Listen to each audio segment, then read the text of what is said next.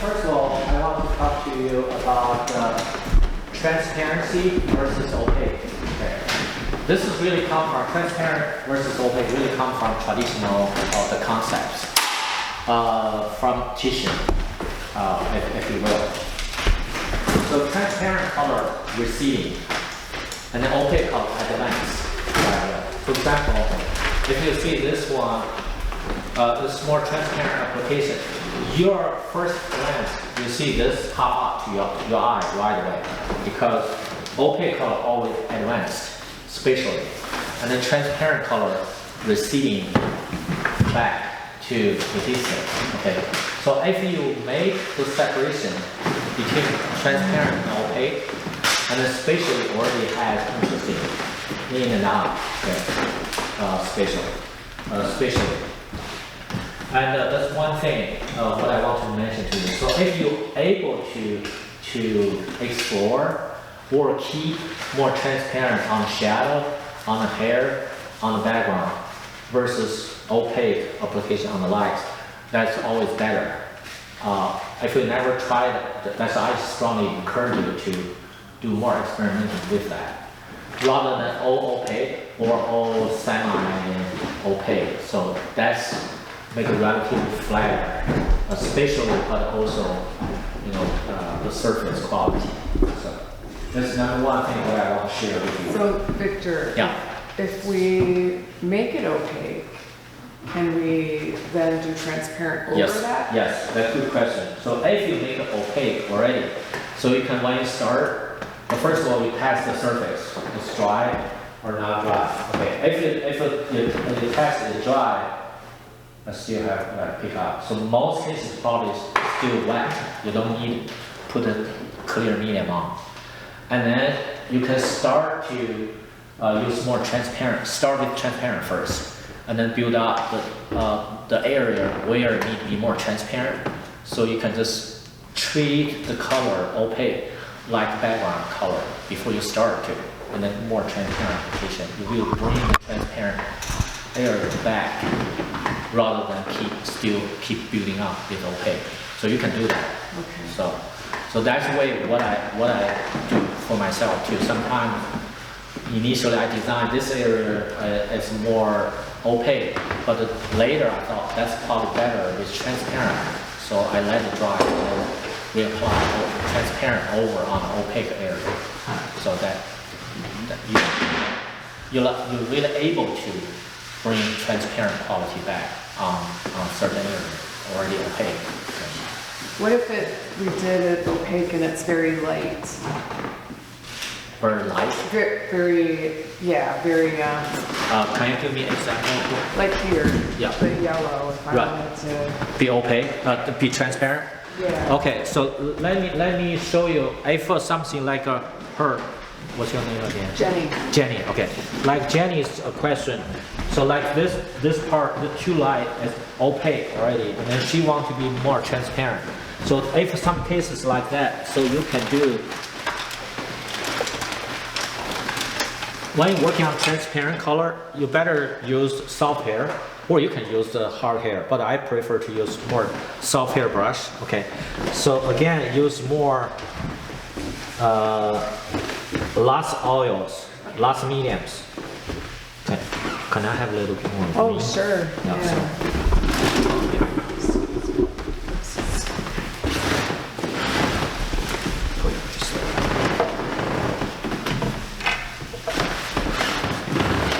Okay, so you can do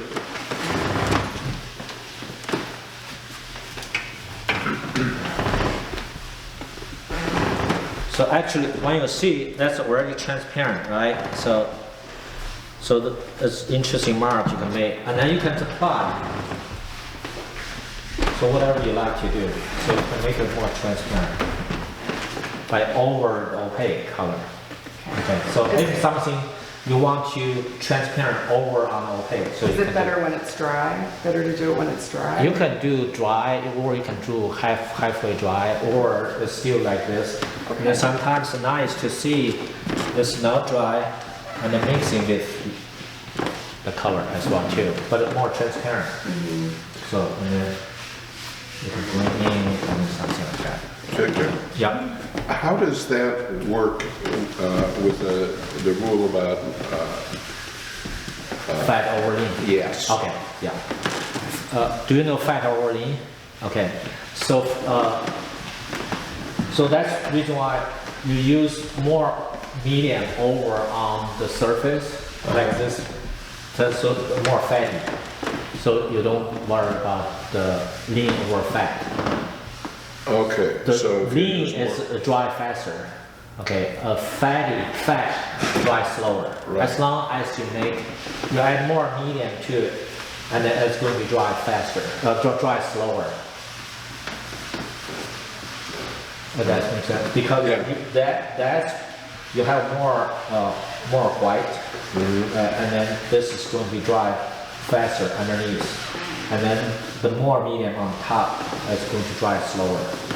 Because this medium, if you use solids, that's dry very fast. So that's going to be lean over fat. Okay. So it is the keep this on your mind. But also sometimes the paints, some paint dry faster, some paint dry slower. For example, if you're on your palette, you always see this earthy color always dry faster. And then the cadmium, Elysian crimson dry very slow. If you use Elysian crimson over on top, you never be free. It's fat, lean over fat. But if you use yellow ochre or soak over the white, you need to be careful not apply over Elysian crimson because they are dry slower, faster. So that's kind of lean over fat. Okay. So, How far can you go in terms of how much fat is underneath when you're putting this transparent color on top of it? I mean, some of these, the imposter is really thick on some of these paintings. right. And at what point can you no longer do it transparent over that? Well, but as long as it's still wet, the surface, so you don't be afraid to working over. That's very dangerous. You see the halfway dry, like a tacky. That's you need to be careful. You better wait dry before you apply layers. Either working on a wet surface or dry surface, rather than halfway dry. So the important thing is to use a very slow drying solvent. Well, Medium. right. Technically, try to avoid lean over fat. So the traditional art is always working with gamma sulfur or terpenoid first, right? And then with the first layer, and then add little linseed oil, and then second layer, and add more linseed oil on third layer. So if you don't do that, and then just make sure you don't working on solid anymore on top, because you already passed over this first layer. Okay. So to keep using, for safety, to keep using same medium over on top. Thank you. Okay, that's a good question. So any more questions regarding the transparent over opaque? Okay, let me talk about the color relationship. I bet most people already know. I just want to review with you because why I'm using burnt umber, the key color for the shadow. Why I'm using the burnt sienna, the key color for the light. Okay, so you know the relationship between light and shadow, right? So in color theory, the theory is that the light's color, whatever the light color hit, this light skin, that's local color plus the color of light. And the shadow color is a complementary color of light plus local color. Okay, so repeat it one more time. The light color is like mixture between local color, like skin color, mixing this light color is yellow.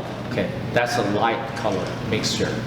And the shadow color is complementary color of yellow, the light, and then mixing with the skin color. So that's just why yellow light is purple. Okay, purple always on shadow for the yellowish light. Under sun, under artificial light, you see the most light are yellowish, warm light, cool shadow. Okay, so that's the color theory. So if blue light, so as light skin color will be peach mixing with blue. And then the shadow color going to be complementary color of blue, so which is orange mixing with the skin. So that's reversed. So that's just why under the moonlight, you see the light is much cooler and the shadow much warmer. But most light, like this light or sunlight, as light is warmer against cool light. Okay, so after this, so you know the purple. Okay, you know the purple is supposed to be shadow, and then someone if you use purple directly on shadow, it does not look like real skin color. So which means you're losing local color. So you have to mixing peach color with the purple to be able to make like more human skin. Okay, so otherwise look like fallism, pure purple, pure green, pure orange, pure yellow. So for realist painter, you're looking for more natural color. If you look around, see most bright color diluted by air. It's like more brownish, greenish, right? So because that's air perspective. So it's hard, really hard in nature to see very pure color. So to be able to break down those color, so that's called broken color theory. So you're mixing complementary color to break down intensity. So like a color wheel, this, as you know, the 3 pairs complementary color, right? So this example, you all often to see some illustration from a book or online. So the 3 pair complementary color, and you'll see there's some mixing. You're mixing a pair complementary color in different percentage towards to the center. Okay, center color looks very grayish brown, 50-50. If you're mixing, for example, red and green, and then 50-50 towards the center, so like a neutral grayish brown. Okay, so that's the lowest intensity color. You're mixing half and half. And then orange and blue, yellow and violet, purple, okay, the same thing. But when you paint, it's really hard to see the pure color on the color wheel. You'll see more color towards to the center. So to be able to quickly have those neutral color nuances, so mixing complementary color. What I see some cases, the color too pure. So as long as you see the color too pure, it's okay if you apply the first touches with pure color. And then you need to break down the color with complementary color or neutral color like brown, burnt umber. So that's what I said. The burnt umber is the key color for skin to break down intensity, make more neutralized. So that's the reason why I see some people using the pure color does not have more neutral in the senses because lacking those broken color. That's called broken color theory. As long as you most efficiency way to break down the color, quickly with complementary color, but also the burnt umber, that's key color. Quickly break down those color more neutralized. So when you decided the light source of light, so you know where the shadow goes to, because lots of my students really confused. They see the color on shadow, they don't know what color they pick up. The lights always seems okay. Everybody can pick up the lights right away. But the shadow color, see, for example, if you look at the wall, look at the shadow versus lights. You see the light more yellowish, right? And the shadow is more purplish. So that's the relationship, okay? So if you use purple, pure purple or lavender on the shadow, It looks okay in general between yellowish versus purple, but it's too purple. So you're missing local color. Local color is a little yellowish green, right? So you have to mix in those colors to the purple, make a color just like this. So, and then reverse, okay, the lights, and then you can see this area is more half-tone area. You can see that's really local color on wall. And then that's more yellowish because you need to add yellowish light color to this local color, so for the lights. So that's color theory, okay. And then the intense light, intense shadow. So that's just why I see the Monet study the haystack several different times. Okay, as sunset and sunrise, the light is more intense, shadow is more purplish. As intense light, intense shadow. More washed light, like noon time, and then the shadow washed out too. So that's always come together in the same pace. Okay, so after you decided to see this, the temperature between light and the shadow, and then what color you pick. Okay, so that's just why for human skin, you can do the purple. You can mix in really purple, and then with a little peach. Or you can simply just use burnt umber, because when you're mixing white with burnt umber, this color already looks purplish versus there's a pattern right here, versus peach orange. Because that's the other thing, the pick up color.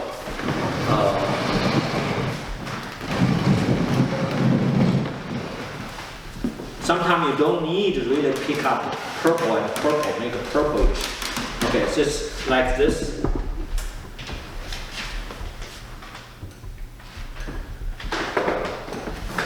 This is burnt umber. Okay, and then the peach color.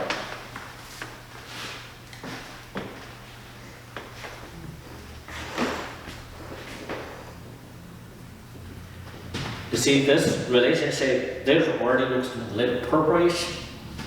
And then rather like purplish skin color, rather than you just use purple. Rather than you just purple.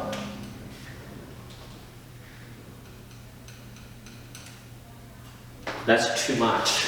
Okay. And then sometimes if you feel this is not enough, and then so you can mix in purple still with this. See, that's even nicer purplish brown for the shadow color. Okay. So that's this relationship. Purplish versus peach, between yellowish versus purple, okay? And so you don't need to really pick up, sometimes you don't need to really pick up, you see the pinkish, really pink. You can, if you can find substitute, always better. Still looks pinkish, okay? So you will see lots of good examples from on the Instagram, so. And then, again, reflection always red, warm, always orange, reddish orange. So this color always for, in general, from core shadow, and then to the cast shadow. So that's always, and the reflection always orange is warmer because come from reflection from skin. But also depends if this bluish reflection, of course, is a little bluish, but most cases reflection is warmer, orangey. And so now, so this is look like more purple versus this orange right here, right? Okay, and then this one you can see more purplish, more purplish mixing with more orange. Okay, so if you prefer to be more really purplish, use more purple, and then versus orange, you can do that. But make sure this is not really purple. You can see this more brownish, right? So that's relationship. And the core of shadow, that's coldest place. Core shadow is coldest place. Reason why it's feel coldest because the reflection is much warmer. So this core shadow also always cold. and also half tone from core to this lights, the half tone area is much colder too. Okay, so make sure this coat is purple along this area. So, and also what I want to share with you. So, if you're able to paint from a real person, so keep practice with paint real person rather than photo. Unless you have lots of experience. I use photo a lot, but I never try to mimic photo relationship, because the reason why, if you see the real person there, you see everything. You see so exciting. It's all light dark contrast, and as long as you take picture, everything flattened. So flat. Reason why? Because human eye behavior is very different from camera action. The camera action, just like, especially digital, even worse. They even out all the lights. They don't have simultaneous perception, simultaneous contrast perception like human eye does. For example, if we see the red, okay, if you see the red, human eye see the red, and then you see everything surrounding the red and more greenish. So that's called a simultaneous contrast. If you see the purple, everything surrounded purple is more yellowish. Because of the simultaneous contrast, human eye react to this, but camera does not have those reaction. In other words, that's an illusion. But actually, artists using the illusion to paint rather than ignore the illusion. So if you see the dark circle and then see the halo around it, if you take dark circle away, there's no halo because there's simultaneous contrast, right? The human eye see those more, and then the camera reaction does not see those relationships. And we see the nose dark, and we see the lights around, and then the camera just flatten. Did film camera photography capture that? No, No. the same thing. Yeah, same thing. Unless you do little dark room, something like that. Yeah. So that's why what I like some artist works has emphasize those like the decision, simultaneous contrast, like Velázquez. If you see Velázquez portraits, he always has relatively dark, suddenly sparkle highlights, and then dark again. It's beautiful simultaneous contrast rather than even out like photo realistic, you know. So Velázquez, what artist? Caravaggio, yes, and then Phil Hill, the British contemporary painter. They all emphasize those simultaneous contrasts. So you can name a lot of artists doing that. So because when you emphasize this, those simultaneous contrasts, it become more dramatic. So that's why sometimes you squint in your eye. When you squint in your eye, look. If you open your eye, you don't see the strong silhouette forms, right, through the window. When you squint in your eye, see the beautiful silhouette form and the light surrounding. But because those simultaneous contrasts, you can emphasize, even make those stronger of those simultaneous contrasts. That's make more painterly. I feel diluted. That's more like a camera. I flatten everything. Landscape too. You know, if you go plein air, go outside, so exciting. As long as you take picture, so boring, flat, because the lacking simultaneous contrast. So when you paint, keep squinting. That squinting actually bring you back to those camera action like, you know, flatten everything, and then become more intense, more beautiful drama. So that's what I encourage you to explore this a little more too. And then for today, I still encourage you to mix in color well, okay? Because first of all, if you don't mix in color the pile or, you know, the batch, and then you tend to just rub a little bit on surface. Does not have those paints, enough paint to pushing around. So, And then also, you tend to, some cases tend to use maybe 2 colors, she or he tended to use all the time, rather than you see the key color in a certain area, maybe yellowish. I mean, what's yellowish? What's the key color? There you have 3 yellow, and then plus this can be more yellowish, okay? And then the warm color, how to break down, complementary color, how to break down in the breaking color theory, right? Use those cool color, break down this, just warm color, break down this. So if you have all those in front of you, so you know better, but also your color expanded more, rather than just use a couple color you're always familiar to. So that's what I want to share for today.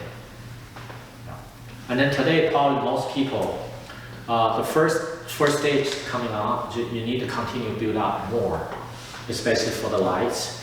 If you lose in the transparent, and then start with transparent, and then build up more paints on the lights to see what's happening. Okay. And then if someone ready to render, make sure when you render, you have most cases has light dark, very interesting relationship. And then to be able to make more solid, this half-tone area, that's most critical. How to make really around nice around. So that's, you need to work on those more for rendering.